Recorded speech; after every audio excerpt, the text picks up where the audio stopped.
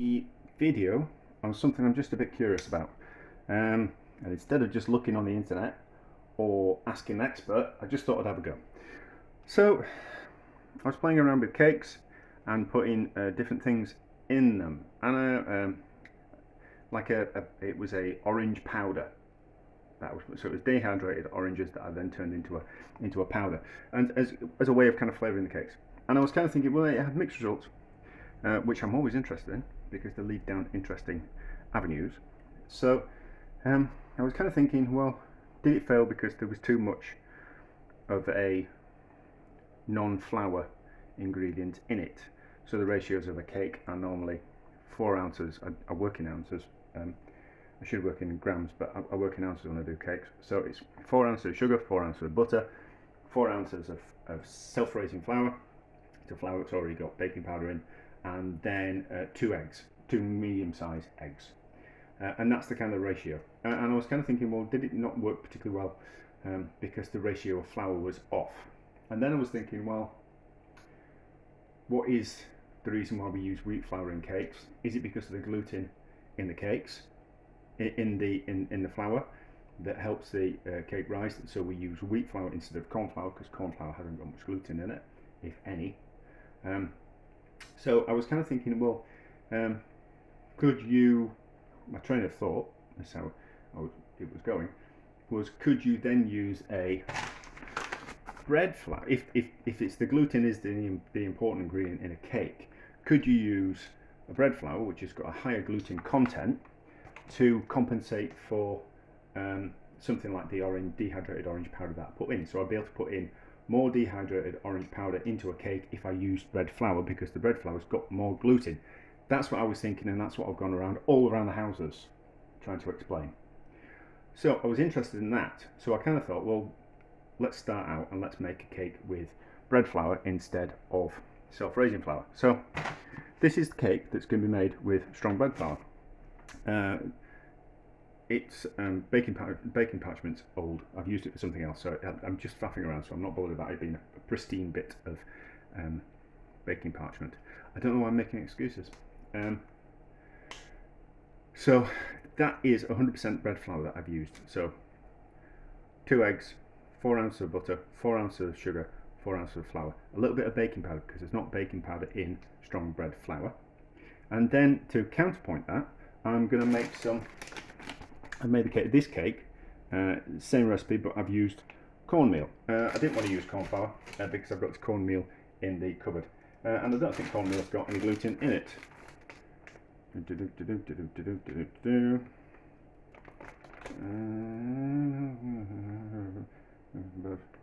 Free from gluten. There we go. So that's the kind of control. So if we'll be able to do a bit of a comparison, I should really make a cake like a normal cake we're using self-raising flour, but I only had 4 eggs left over from something else. So let's cook, and there's a bit of baking powder in that one as well. So let's bake these and see what happens. Oh yeah, and an interesting bit of information: when you're baking cakes, you don't need to preheat your oven. You just need to put the cakes in, turn the oven on, which is a revelation, an interesting insight. So we don't need to turn the oven on. We can just put the cakes in, then turn the oven on, and they'll just bake normally. So that all that preheating the oven has just been a waste of electricity or gas over the years. So the bread flour one seems to be taking a lot longer to cook. So it's probably slightly overcooked, but it just felt a little bit soft on top for too long. So maybe taking 10 or 15 minutes longer than the cornmeal. But anyway, so we'll let them cool and then we'll have a look at them. Let's have a look at these 2 cakes. So that one has shrunk back down. That might be down to the baking powder. What I have found when we use something like baking powder is that a cake rises and then levels off as it cools. So that might be that. But that's that. So we'll have a look at it on the inside and see how it is. It's not going to get wasted, this cake. I will use it for something, even if it's not amazingly tasty. We'll dry it out into sponge fingers, or we'll put it in a bottom of a trifle or some kind of dessert. We don't need those bits of that. I just need to turn that pan down on the back so it doesn't burn my dinner. So this is the, oh, what was it called? I've been swimming, so my brain's just fried. That's not the right box with it. And cornmeal, wasn't it? It was the fine cornmeal. So this is the cornmeal, and that's the bread flour. It's not a bad texture, that is it? That's not a bad texture. Let's cut into that one. See if there is a difference. No, that's alright. That's alright, and the taste.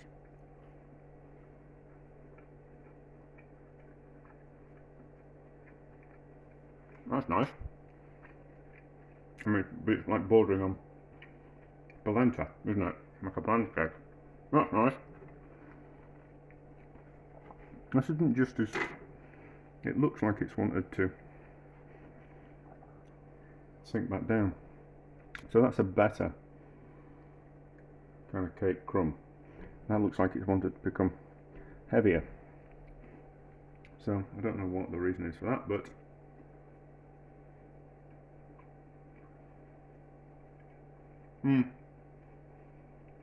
it's got a slight heavier taste to it, and a denser kind of structure.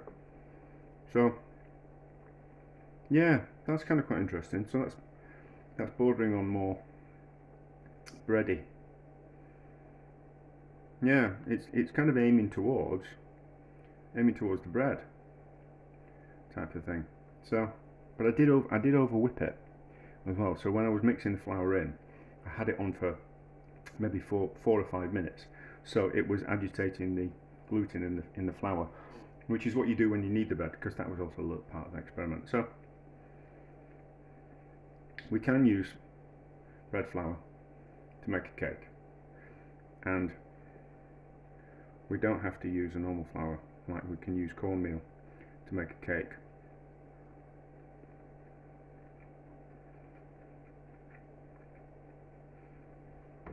That's like cornbread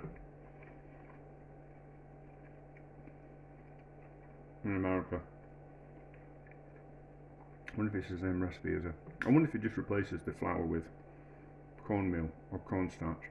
I wonder, because that's quite nice.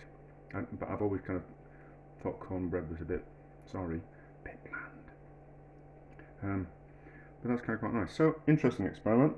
And if I want to, maybe the gluten in the flour doesn't really kind of matter at all,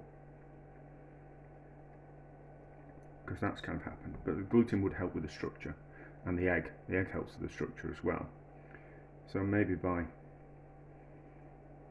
working out how much gluten was in like a cake flour, and then working out how much gluten was in a bread flour, and then we could add more into the bread flour to make it the same gluten content as a cake flour, and then add bicarbonate of soda in, and then we'd potentially be able to put other flours into it for flavour.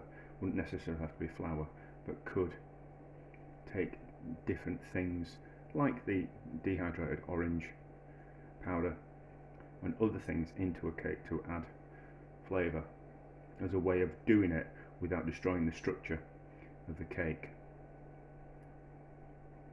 If that makes sense.